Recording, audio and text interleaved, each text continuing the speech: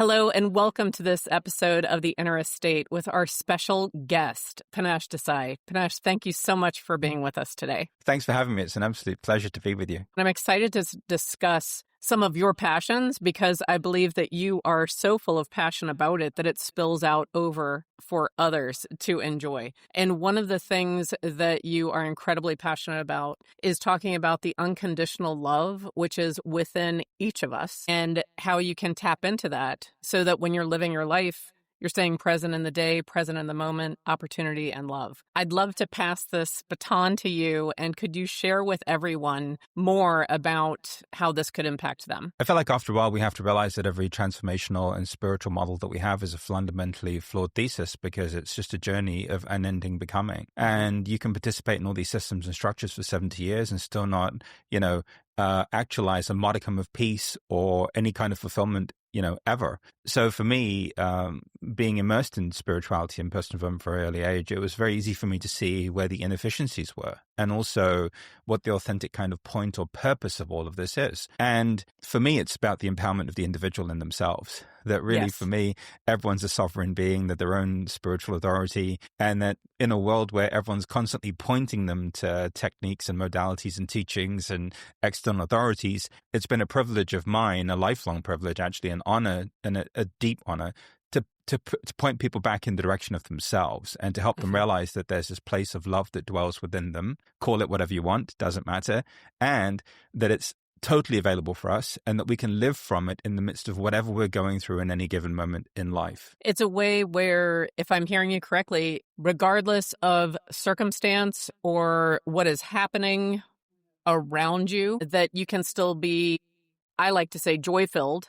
You can still choose joy and have joy every day, regardless I'll say regardless of the weather. Like it is something that is within yourself. I am hopeful that you picked up on, maybe faster than some others, that is actually why I named this podcast The Inner Estate. It is talking about that space within each of us where that love, that unconditional love and joy resides. And what can we do to tap into it? Well, and the inner estate's actually a perfect articulation because I think that so many people have been drawn outside of themselves in so many different ways, and it's only ever led to suffering. And yes. I think we've exhausted every material possibility presented to us. We've exhausted even every spiritual possibility presented to us. The one thing that we have not accessed fully is our own inner resource, the connection to who we really are. And that's love for me. The more we naturally embrace and accept who we are, the more we begin to live from that sustained place of connection.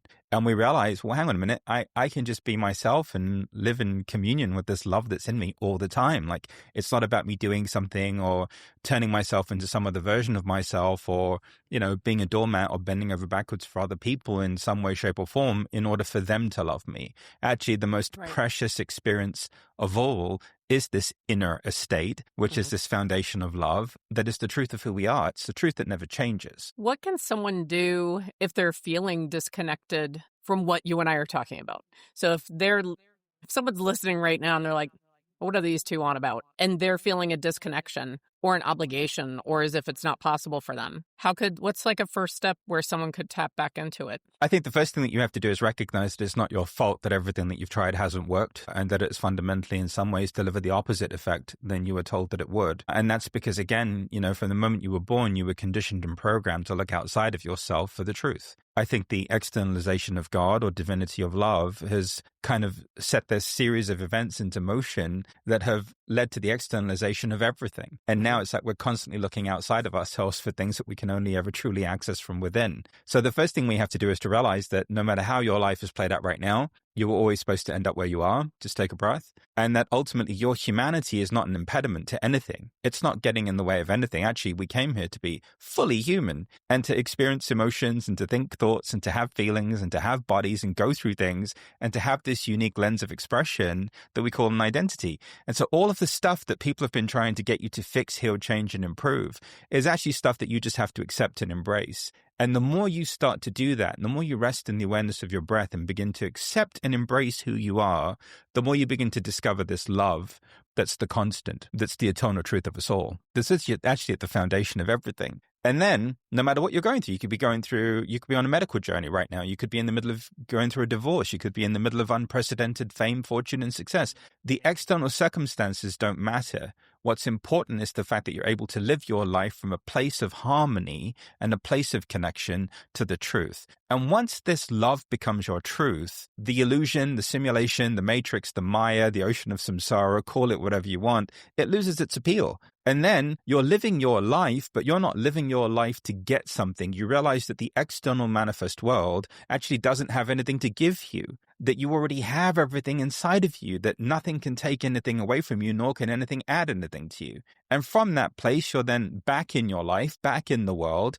But the difference is that you're not surviving the world and surviving your inner reality anymore. You're actually heart-centered, living from your heart, loving yourself, and responding consciously as best as you can to what life is presenting you. And then you begin to realize, well, this whole thing is improv. It's like a spontaneous call and response. And all I have to do is from my heart respond in every moment to what's happening and what's going on. And this is the freedom that you access. The freedom that you access is the freedom to no longer need to be loved by any other person, place, or thing, to no longer be accepted by any other place, circumstance, situation, or thing. You become that for yourself. I love when you just said that every day is improv. And we hear all the time, life's not a dress rehearsal, right? So it's not this scripted, you have to do this, you have to fit it. But what a even stronger way to say it is life is improv. And you're going through this improvisation all day, every day, because we don't know what's coming. We like to think we do, right? But we really don't. And if you have that approach, I feel like that could allow you to be more in the moment and more present with whomever you're with. And then, as you said, if I'm hearing you correctly, it's as if we are protected all the time, because the ultimate acceptance that we're seeking is acceptance within ourselves of ourselves. You know, I've met exactly, Bridget. I've met many a person who's gone on to try and prove their value and their worth through, any mode and medium available to them. And subsequently, sadly, they haven't been able to. And, they just don't know how to get off of that hamster wheel of constantly doing things and constantly trying to make people happy, or constantly trying to earn enough or be enough or meditate enough to finally just settle into what was always available to them. As it relates to this love, the reason why I love framing it as an unconditional love is because it's a love that you don't have to earn. It's something that you allow. So when people speak in terms of self-realization or enlightenment or personal empowerment, they make it this goal or this outcome that they finally have to one day be good enough for.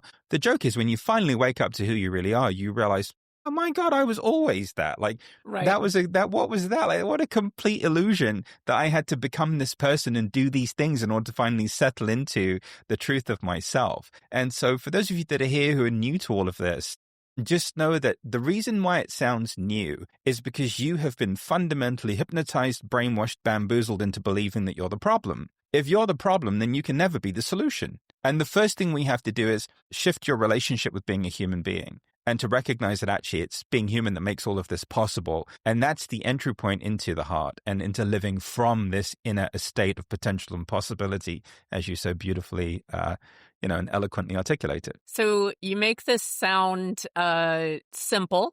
I won't say easy, but you make it sound simple, and that it's all within ourselves. So when did you have this realization? You said that this has been part of your journey from a very young age, but has this always just come to you? Could you explain a little bit of when you had clarity around all of this? I think that life in and of itself is very clarifying. So I don't think that there's a singular moment of clarity. I think the lived experience of being human is clarifying in and of itself. And thank God for that. And for me, it's been a continual unfolding. I was born into a very spiritual family in London. We basically had a meditation center in our house. My grandmother, like your typical Indian grandma, prayed and meditated, lit incense. We had pictures of everyone. And so for the first 5 years, I basically lived in a meditation room. It was my favorite room in the house. And of course, now it's perfectly makes sense that we do global meditations every day with 2,000 people every morning from all over the world, because I never left the meditation room. And so what's been funny for me, Bridget, is that I was born into a world where people were trying to be the very thing that I already was. Trying to be spiritual is the antithesis of actually being authentically who you are and being who you are. And after a while, you realize, well, hang on a minute. Spirituality needs to go through a revision, because spirituality 2.0 is just authenticity. the more we're just human, the more we're ourselves, the more we're just free in our experience of being ourselves. And the more we realize that these emotions and these feelings and these thoughts and these beliefs and these bodies and everything is just a part of the package deal. It's not really who we are. It's transitory. It's the impermanence of life, that there's a constant that's the love. We're more empowered to do this. And so for me, there have been a series of clarifying events that I've gone through that have allowed me to get to this point where now I just show up every morning and, for 1,507 days or 8 days now have held these meditations. And, every day is day one for me. But the one thing that's really allowed people to kind of get it, to allow it to land, is the commitment, consistency, and repetition. Because actually the truth is, you've got to constantly be in this experience of accepting and embracing yourself to finally be able to accept it as the truth, even though it is. And so for me, I always realized that it wasn't a technique. It wasn't a modality. It's not the TikTok trend du jour. It's none of those things. Like, none of those things are going to bring you anything other than just participating even further in the distraction that is life already. After a while, you've just got to come back to, okay, hang on a minute. Why does the gym work? Well, because I go every day. Why does a particular diet work? Well, because I do it every day. How come I'm able to shift in my relationship with myself? Well, because I've made the commitment. I'm consistent and I'm constantly repeating this love, this tenderness, and this affection and acceptance toward myself. And the more I do that, the more I demonstrate that, the more I begin to trust it, the more I begin to depend on it and rely on it, until eventually it becomes normal. What's natural becomes normal. And so what we're doing is making what's natural normal again, basically. You just mentioned natural, which makes me think of nature. One of the ways that I take care of myself and reconnect with myself is I go off grid, meaning I find like Mount Whitney where there's no cell service and I connect with nature. Do you think that if someone was struggling with reconnecting with themselves, do you believe that nature could be a conduit for them to reconnect with themselves? Or is that another distraction where you're making it more about the mountain or the trees and not about yourself? I think it's nuanced, right? I think if nature is the only place where you experience the truth of yourself, then that's something to look at. If nature is a reflection of your own inner harmony, well, then there's no problem at all. What I can say about nature is I'm an avid fan of squirrels and woodchucks and little chipmunks and deers and whatever we have walking around here. And I love it because for me, nature's in harmony with itself. Right. Squirrels don't go to self-help seminars. Woodchucks don't peak perform woodchucking. Trees aren't having an existential crisis. Nothing in nature is questioning its purpose and its design, right? So this is where, when you're in nature, you get a reprieve from yourself because you're bathed in the harmony that's ever present within it. However, that natural part of you is still very much present within you too. And how you cultivate that reprieve in living in the urban setting is by once again recognizing that you've got your own, inner estate, this own nature reserve in here that you can come back to over and over again. And what I love about what's happened, Bridget, is that real people living real lives, nobody's retreated from the world, nobody's living in an ashram or living in a monastery, everyone's living a very real life, have been able to access a sustainable foundation of peace that never leaves them, that doesn't even make any sense to them.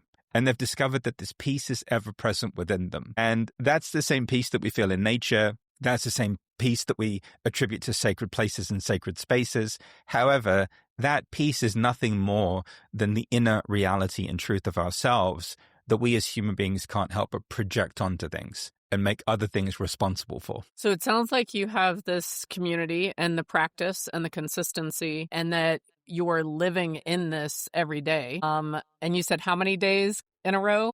I think we're at 1,509 days now, if I'm not mistaken. That is fantastic. Yeah, it might even be more than that at this point. We started on March the 16th of 2020, so someone can do the math. Okay.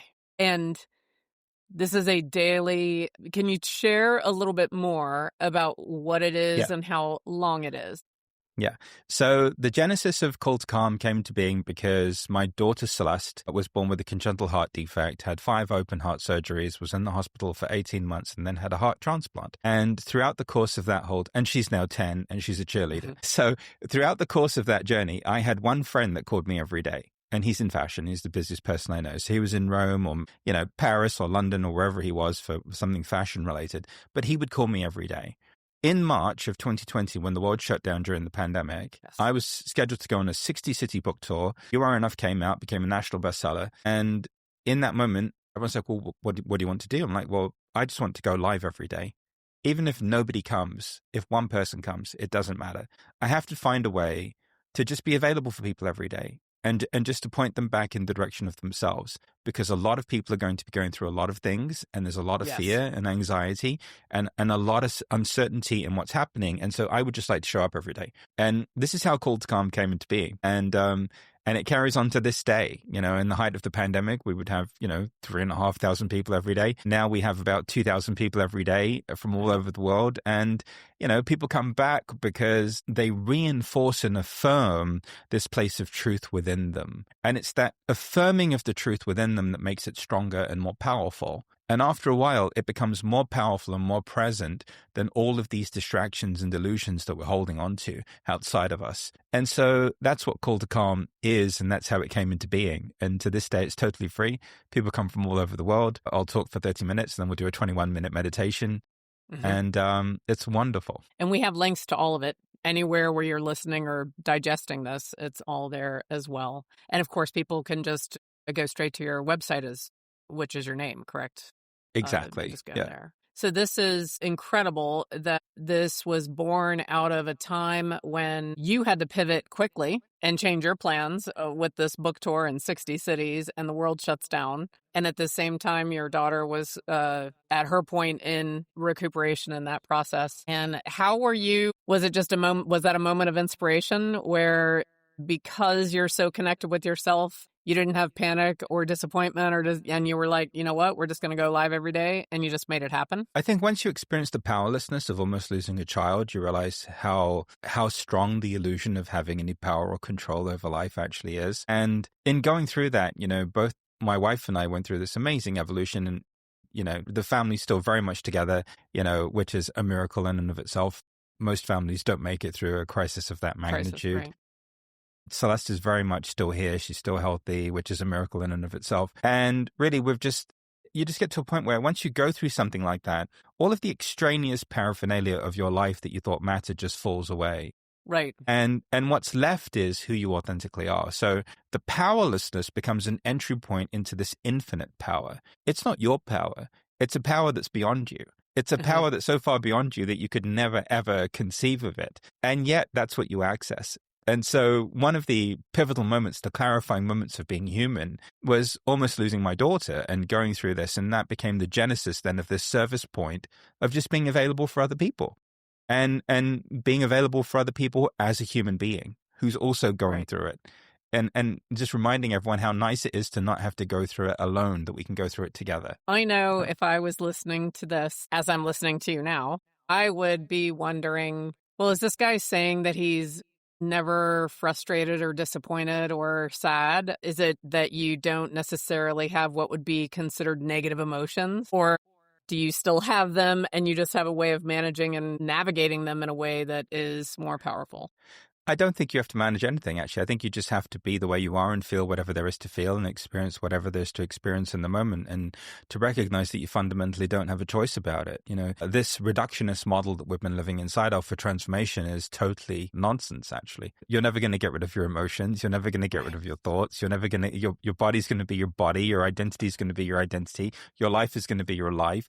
And after a while, you have to come to terms with that and make peace with that. That's why this whole spirituality thing is a bit of a giant misnomer, and it leads to a huge misunderstanding. We didn't come here to be spiritual. We came here to be human. The entry point into everything that we want is through our humanity and through our willingness to be human and to have emotions and have feelings and have thoughts. So, no, I still have all of those things. I just accept them.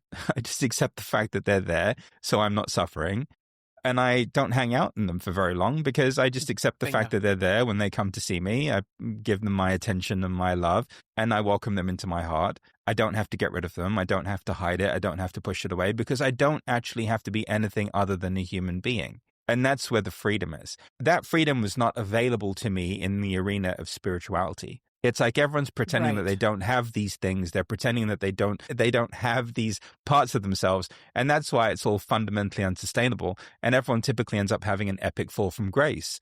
because they've fundamentally denied their humanity and they didn't bring their humanity along with them. What I discovered was, well, actually, there was nothing wrong with being human. And the more I'm just a human being and the more I just show up, the more profoundly spiritual that is, actually. And people have realized in turn that to be themselves is the most spiritual thing of all. To be a human being, to be here, to live life, to go through things. You know, I have 4 kids, I have a wife, I have parents, there's stuff going on. You and I are hanging out. There's a construction project going on outside. I had to ask the guys to chill out with the sawing for a while. My people who meditate with me meditate through the construction noise, by the way. Mm-hmm. We don't switch that off for them, but out of courtesy for you, I had the boys turn it down a bit outside. But that's life, right? Thank you. There's all kinds of stuff going on outside the window. There's all kinds of stuff going on in life. Everyone has their needs. Everyone has their wants. But what does it matter? It doesn't matter. And ultimately, what does any of that have to do with who you really are? Nothing. I feel like so many people today have fallen into the habit, or because you can correct me if you disagree, or let me know if you disagree, but so many people are highly self-critical, and they will fall into a trap of talking to themselves in a manner that they would not speak to anyone else. And how much do you think that self-talk and self-perception is preventing people from connecting and feeling that unconditional love within themselves for themselves? And what can people do about that if that's an immediate issue someone is facing right now? Well, as a species, we're suffering from human dysmorphia. We're the only species on the planet that hates being the species that we are. After a while, we have to realize that we're going to be human tomorrow and the next day and the next week. So the first thing is to wake up to the fact that you are a human being. But also the main thing is, and I think this is where the commitment, consistency, and repetition comes in. You know, when people first come to Call to Calm, they've been taught to fundamentally reject themselves and deny themselves and to withhold from themselves. And this is why typically they're lost in some form of suffering or addiction or something is going on in their lives, because they're denying themselves the love that dwells within them. And this critical piece or this part that people take on and internalize is just a manifestation of somebody who didn't love themselves. So all of this whole game and illusion is held in place because you've been trying to love people who don't love themselves. They don't accept themselves. They don't know who they are. That's like, I don't know, coming to Nashville and asking for directions about Texas and Austin, right? Like, it's like, how is somebody from Nashville supposed to tell you anything about Austin, Texas and where to go and where to hang out? That's ridiculous. And so after all, we have to realize again that whatever it is that you're struggling with, the only reason why you're struggling with it is not because you have a problem with it. It's because somebody at some point in time had a problem with it within themselves. And that's what makes this time so glorious. Because the less we have a problem with being human, and the more we accept and embrace who we are, how we are, even that critical part, the more we disengage from it. And the more we begin to uncover this peace that's in us, that's at the center of who we are, this love that never changes, and the more we're empowered to live from it. And that's the miracle and the blessing of all of this, is to get to a place where you finally recognize that you've got what it takes to live your life. Do you have to reach a certain age where that can happen for you? No, I've got people from, 89 who show up faithfully every day to people who are in their 20s. No, there's no, I think it's a truth that finds you when you're ready to be found. Okay. And I feel like we're living at a point in human history where every external system of structure is fundamentally failing you. So you don't really have a choice but to turn within. And sooner or later it's going to happen because every external possibility and potential has been exhausted. Right. How much of a role do you believe that media, social media, and even traditional media, how much of a role does that play?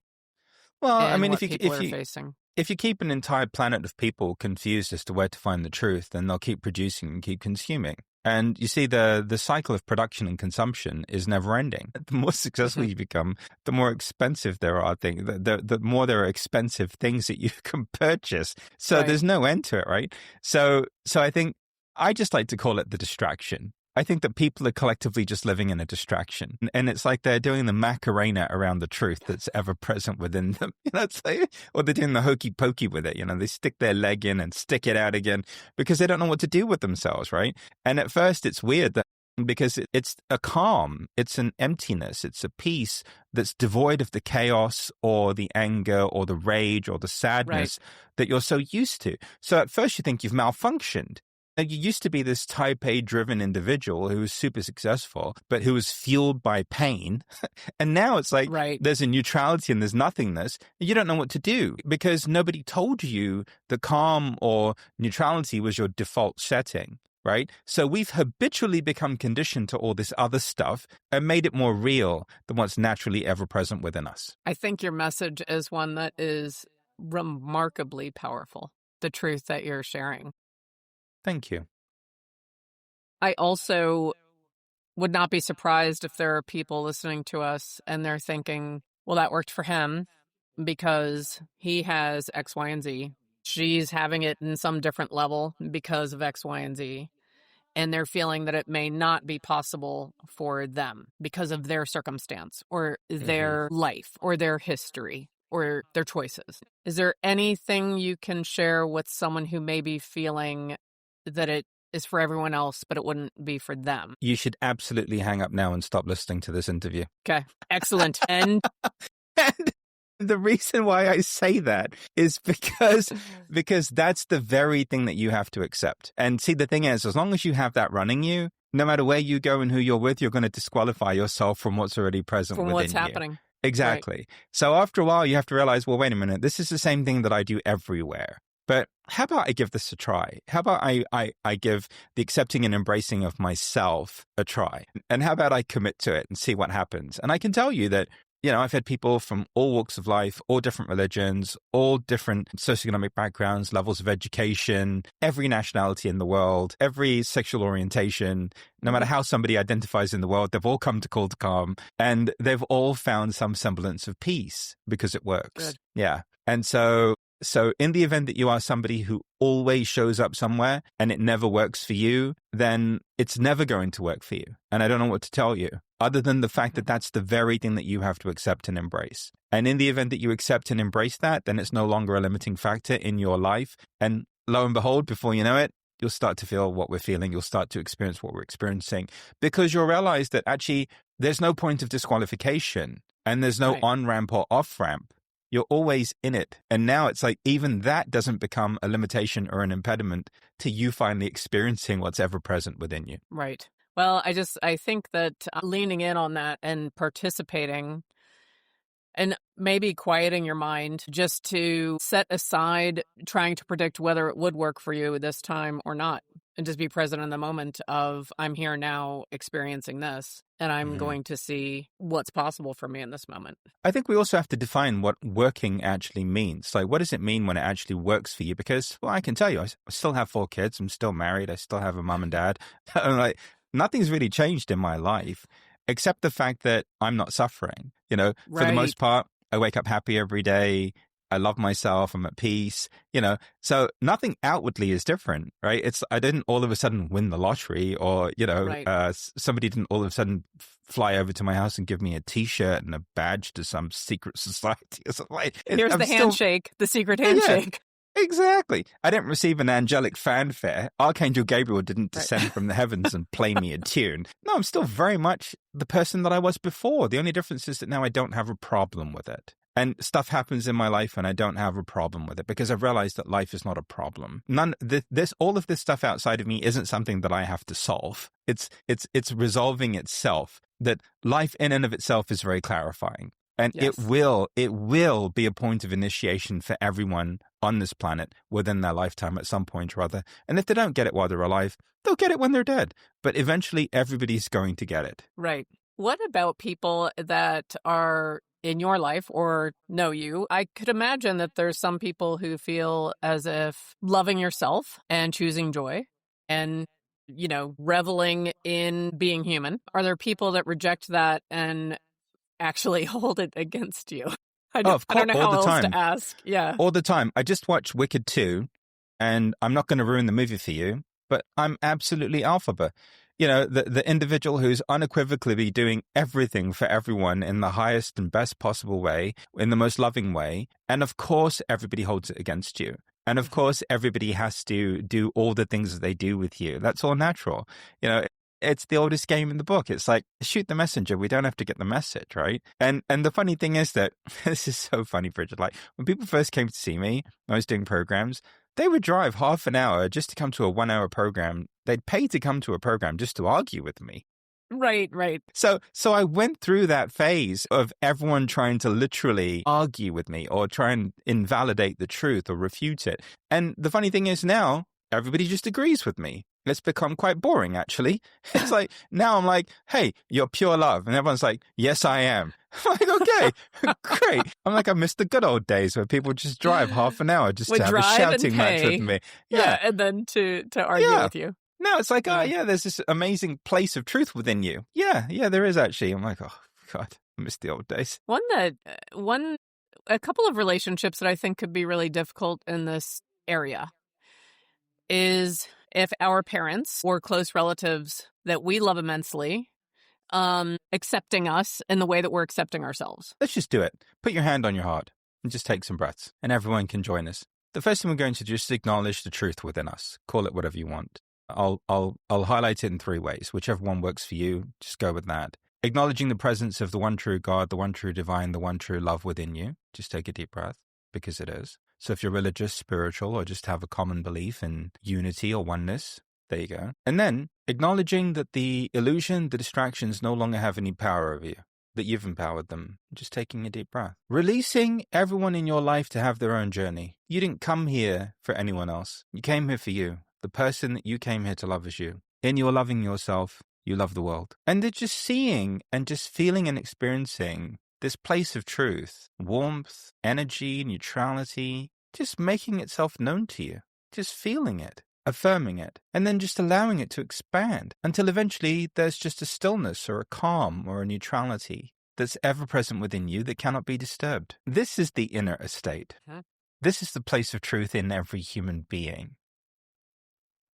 And this is the whole point of your life. And so let everyone have their own journey. You didn't come here to convince anybody of anything. You came here to live as close as you possibly and humanly can to your own heart. And as soon as you step into that, you've uncovered the purpose of the whole thing. Just take some breaths. How do you feel? Fantastic. Yay. So I think the illusion is that we need other people to get it, right? And we don't need other people to get it.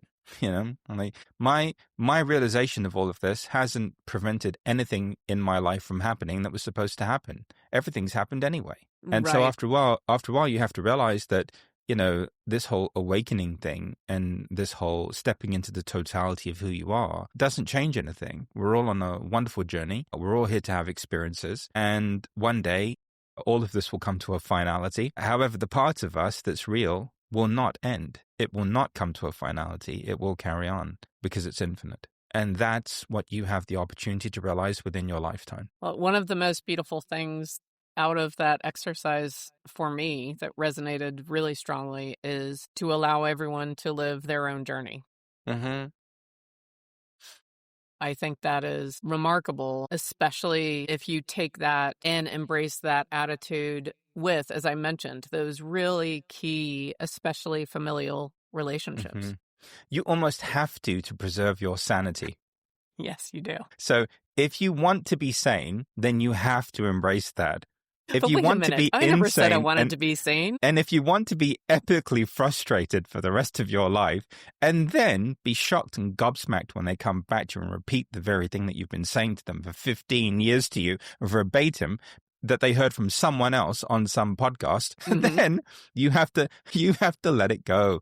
You've got to let it go. I agree. And it is that thought of waking up happy, going to bed happy, and loving yourself, that it can change your life. And I believe it can change your life faster than you would imagine or someone would imagine. Yeah, because you go from having little to no value and being the problem and being the source of every malalignment in the infinite universe to all of a sudden being the solution and loving yourself and recognizing actually, oh, I'm totally okay. I'm totally at peace. And tomorrow's a new day. There'll be another set of experiences that I'll get to respond to, you know, and life will happen. And undoubtedly there's a cast of characters in my life that are straight from central casting who will continue to be themselves and I will respond to them from my heart. But we have to shed the illusion of imperfection and we also have to shed the illusion of perfection. and just live this very raw, vulnerable human version of life that we were here to live. That's the whole point of everything. Yes, one of the last things that I would love to ask you is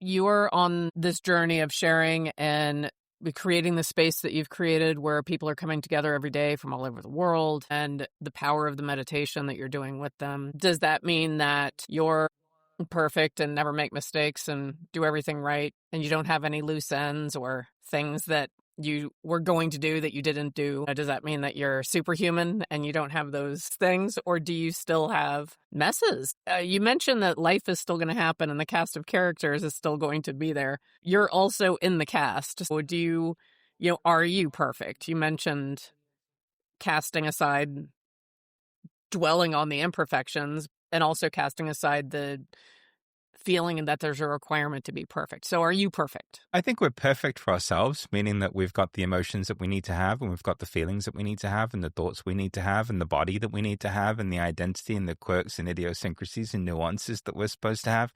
We could never be perfect for anyone else. And so I'm perfect for myself, because as 47 years into this, I haven't woken up as anyone else just yet. So as it relates to myself, I'm great. But as it relates to anyone else, who knows? It's a crapshoot. On any given day, you show up as yourself and they have whatever reaction they have to you, and it is what it is, right?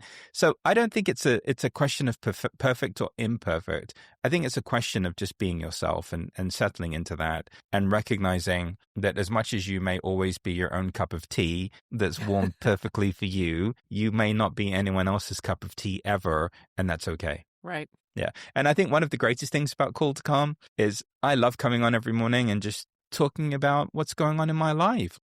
I just get to talk about when I feel sad. I watched Wicked 2 and then did a morning monologue the day after and just cried the whole way through it, and just shared with people that for most of my life I felt like Alphaba, and everyone else started crying, and they all had we've all felt like Alphaba too, Panache Desai. I'm like, okay, yay, we're all green. That's it. We're all in this together. Black hats all around. And that's the joy of it, right? Is that I think being human is the point of connection. It's the point of connectivity, that you don't actually have to be anything other than you.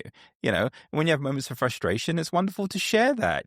When you have moments of joy, it's wonderful to share that. And what I found is actually that's why we all love each other. That's why everyone's found each other. And that's why people keep coming back, because nobody needs to be anybody other than themselves in order to be loved, right? And that's the joy. So when you're free in yourself in that way, it allows everyone else to be free in themselves in that way too. And it creates a wonderful environment where people can just be independent individuals, think their own thoughts, feel their own feelings, live their own lives, have autonomy and sovereignty over their bodies, and advocate on behalf of themselves in whatever way they see fit, right? In alignment with the love that they have for themselves. And so I guess that's the best way to answer that question is, I'm perfect for myself, but I may never be perfect for anyone else, and that's just fine with me. That's fine, right? Well, it is such a privilege and such a joy for me when I get to talk to someone who embraces so many things that I hold important, and we use different words and there's different things. I will share one of the things that I do every morning, because you mentioned that morning. And when I wake up every morning, my first thought is another day above ground. Let's go do it. I wake up excited. That is my first thought, right? One of my sisters said, that might be why you're single. Because I wake up it's another day above ground. Let's go do it, right? That is What's the correlation exactly between you waking up every day with an enthusiasm for life and being single? How is she drawing that correlation? So she's my sister that is a little bit more of an Eeyore, and I'm a little more of a Tigger, right? So she finds me in the morning as annoying as ABBA. I'll put it that way, which I love ABBA. She finds them annoying. Okay, so, and even that, because I do, all right, everyone, I do love myself. I take that as a great compliment. When she says it, I don't take it as it. I'm like, yes, it might be. Who knows? You've made me curious about that. But this has been such a pleasure to dive in on this with you. And it is my dream that whomever needed to hear the two of us connecting today and discussing this is hearing it right now, no matter where they are in the world. I know that this can be a road, a path. It can be the yellow brick road to tie into the wicked time frame of this that could allow someone to change. Embrace their inner alphabet. Yes. And love it. Yeah. Be green. It's okay. And they can love it today. They don't have to wait. They don't have to wait for any, when I finish this, and then when I do that, and if I only take care of this, and when someone else is finally seeing that I do that, none of that matters. And they can just choose today. They don't even have to wait until they wake up tomorrow. They could stop listening to this right now and choose to love themselves and know that they are their own best friend and the person that they will spend the most time with in their entire life. And listen, so why not love that person? And at first it's weird, right? Because people have trained you to do the opposite. So I get it. I get that it's a bit weird at first, but you'll get used to it. You'll get used to how it feels, and you'll get used to the peace, and you'll get used to waking up happy every day, and you'll get used to feeling a sense of calm and a sense of tranquility that doesn't even make any sense to you in the context of what you're going through, but that's entirely possible and highly probable if you keep listening to people like Bridget and I. Yeah. And join the call to calm. Yeah. Yeah. It's and one thing, bonus, you don't have to get used to people rejecting you because you're already used to that. Exactly. You have a masterclass in suffering at self-denial, self-rejection. How about we apply that same dogged determination to accepting yourself and embracing yourself? Let's see where we end up. You never know. Might be surprised. Yes. So this is truly an opportunity for everyone, regardless of where you are or what is happening in your world right now. You can claim this now. So again, I want to thank you for being here. And if anyone is interested, of course, they can reach out to you. They can join your group. They can join that and start. There's no prerequisite, correct? Other than I believe you prefer having human beings being human involved. And be warned that you may have to meditate through the sound of construction every now and again. But, we're very extreme in our meditations. It's like, I'm going to start an app called Chaos because calm is overrated. But you just have construction noises in the background. That's great. Let's see if you can be peaceful now. If you can be peaceful during some of those sounds, you're fine. You can be peaceful with everybody. No big deal. Well, I am going to stay on top of what you have coming up. Is there anything coming up next that you want to share? So much is going on. I think just go to the website. It's the best place to go to just to check everything out. Yeah, just my name, panachedesai.com, and everything's there. The link for Zoom is there. And if you feel like it resonates with you in your heart, come and join a merry band of community members who from all over the world who really are committed to realizing this peace and living from it in the midst of whatever they're going through. And believe me, they're going through everything. Yes. So you won't be alone in any of it. Yeah. And isn't that great to know that you won't be alone? Yeah. Well, thank you so much. I so value what you shared today, and this just is a gift, what you shared with us, and I really appreciate it. If you're listening to us, I hope that you'll join us again. If anyone has any questions or wants to share some big wins or big challenges, please reach out, and I hope to hear and see you again on the Inner Estate. So thank you so much.